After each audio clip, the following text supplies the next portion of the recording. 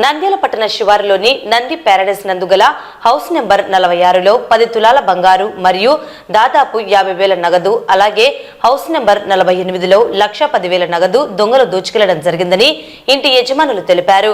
అలాగే ఇదే నంది ప్యారడైస్ నందు హౌస్ నెంబర్ 42 మరియు 49లో దొంగలు పడి ఇంటిలో వారికి విలువైన నగలు, డబ్బులు లభించలేదని తెలిసింది.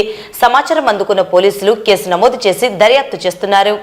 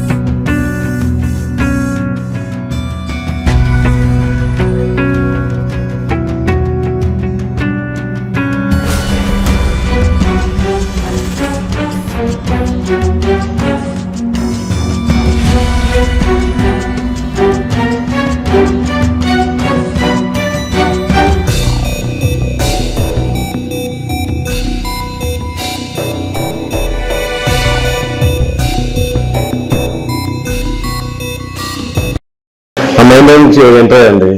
ఆ కిటికీ దగ్గర ఉన్న లాకర్తో ఓపెన్ చేసి మెండేసి డోర్ ఓపెన్ చేసుకొని ఇంట్లోకి ప్రవేశించినారు.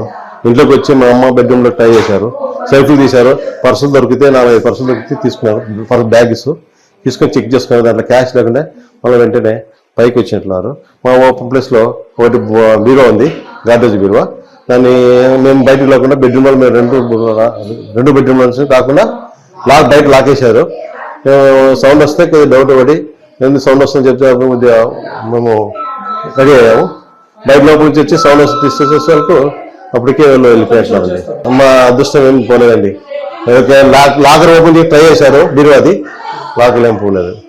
ఇప్పుడు మేము వచ్చి చేయించాము, లాకర్ ఓపెన్ చేయించి ఇప్పుడు చూస్తే లాకర్లో సేఫ్ అంతా మా క్యాష్ బంగారం అంతా ఒక సేఫ్ సైడ్ అండి. అందుకంటే ఇప్పుడు మేము కాళ్ళు అదే చెప్పాము, అది దాని ఆ పని మీద ఉన్నారు.